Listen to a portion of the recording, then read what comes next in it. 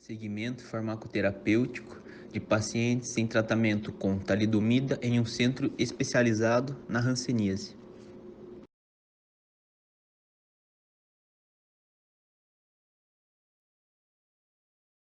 Causada por bacilos de Mycobacterium leprae, é uma doença infecto-contagiosa de evolução crônica que se caracteriza principalmente por lesões cutâneas com diminuição da sensibilidade, dolorosa e tátil, bem como acometimento de nervos periféricos, podendo resultar em deformidades e incapacidades físicas.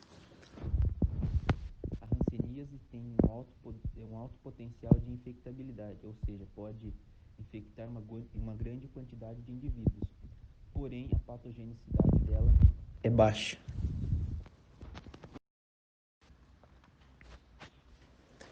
De acordo com dados da Organização Mundial da Saúde, no primeiro trimestre de 2014, o número de casos da hanseníase no mundo foi de 180.464. Em 2014, foram registrados 31.064 novos casos de hanseníase no Brasil. E as áreas com maior risco da doença são as regiões do Centro-Oeste, Norte e Nordeste.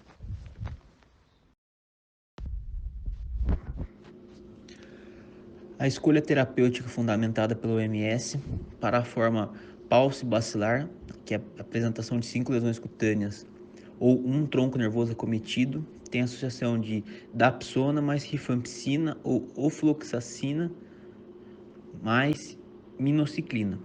Para a forma multibacilar, que é mais de 5 lesões cutâneas ou mais de 2 troncos nervosos acometidos, é indicado esquema terapêutico com rifampicina mais dapsona mais clofazimina.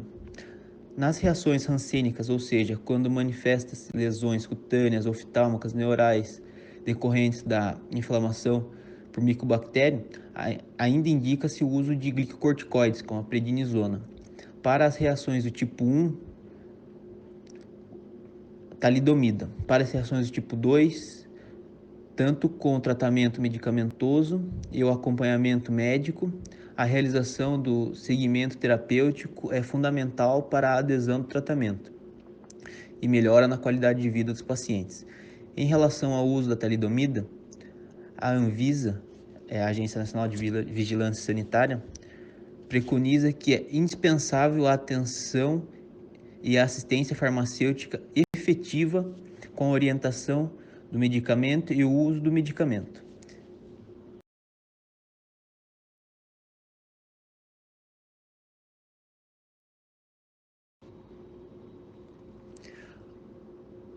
Avaliar a farmacoterapia de pacientes com hanseníase em estado reacional tipo 2, em tratamento com talidomida.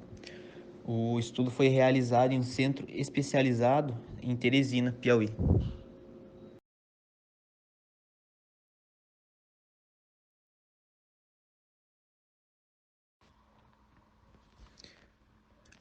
O segmento farmacoterapêutico foi realizado com pacientes portadores de hanseníase do tipo 2, que utilizaram a talidomida. O segmento farmacoterapêutico foi fundamentado pelo método de Deder e seguiu as seguintes etapas.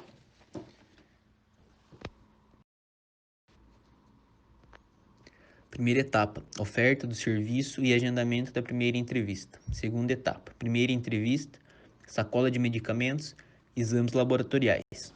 Terceira etapa, avaliação da farmacoterapia e interações medicamentosas. Quarta etapa, fase de avaliação de suspeitas de problemas relacionados a medicamentos e resultados negativos associados a medicamentos.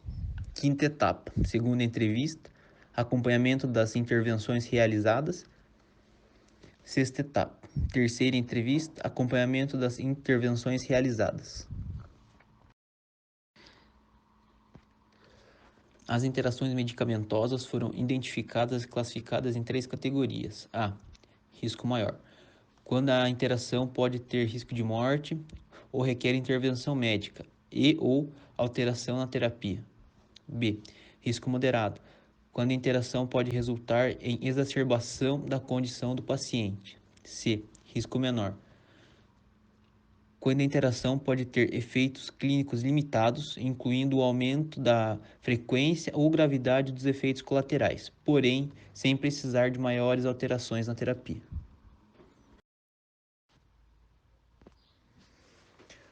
Os resultados negativos associados a medicamentos foram classificados quanto à necessidade, efetividade e segurança. Quanto à necessidade, avaliou-se que o paciente tinha um problema de saúde por não utilizar a medicação que necessita ou por utilizar medicamento que não necessita. Quanto à efetividade, o paciente tinha um problema de saúde por uma inefetividade não quantitativa ou quantitativa da medicação. Quanto à segurança, o paciente tinha um problema de saúde por uma insegurança não quantitativa ou quantitativa de um medicamento. Os problemas relacionados a medicamentos reuniram as circunstâncias que poderiam causar ou resultar em resultados negativos associados a medicamentos. As reações adversas medicamentosas foram classificadas em reações do tipo A, ou previsíveis, e reações do tipo B, ou imprevisíveis. O grau de adesão dos pacientes foi avaliado na primeira entrevista, mediante a aplicação de um formulário que reúne as seguintes perguntas: o senhor ou senhora às vezes esquece de tomar os remédios? O senhor ou senhora às vezes se descuida quanto ao horário de tomar os remédios? Quando o senhor ou a senhora se sente bem, às vezes deixa de tomar os remédios? Quando o senhor ou a senhora se sente mal com os remédios, às vezes deixa de tomá-los?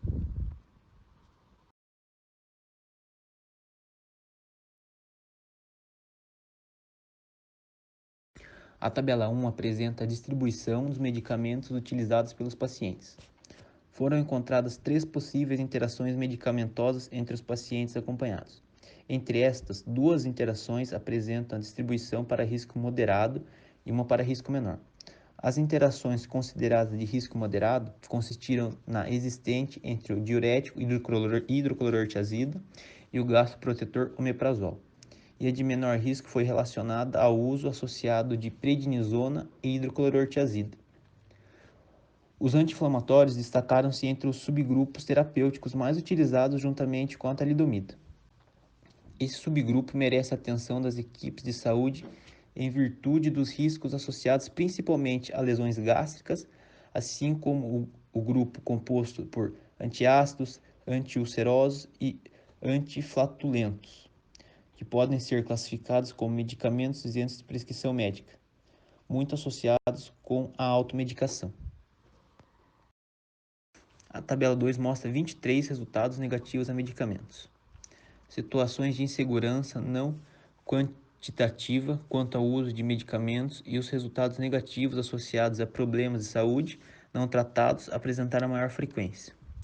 Ressalta-se que os resultados negativos a medicamentos decorrentes de problemas de saúde não tratado associado ao risco dos pacientes desenvolverem osteoporose induzida por corticosteroides, já que a prednisona é utilizada para tratar os casos de reações rancênicas.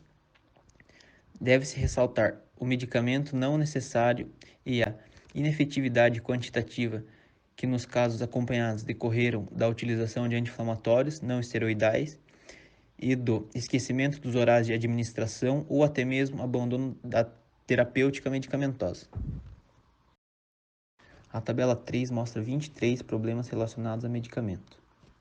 Dentre os possíveis problemas relacionados a medicamentos, causadores dos resultados negativos a medicamentos identificados, houve destaque na probabilidade da ocorrência de reação adversa medicamentosa, as quais, no presente estado, compreenderam a reação do tipo A ou previsíveis.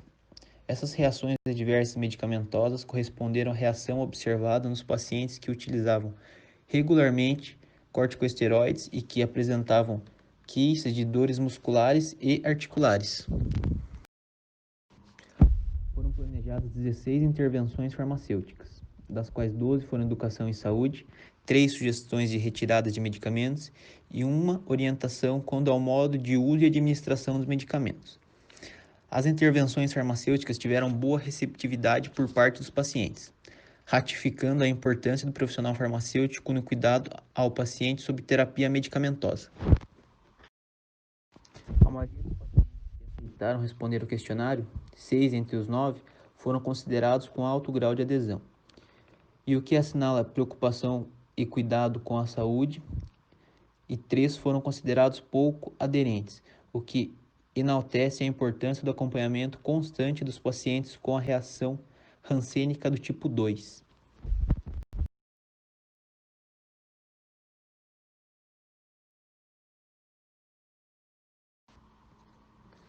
Foram evidenciadas interações medicamentosas relevantes, resultados negativos a medicamentos e problemas relacionados a medicamentos.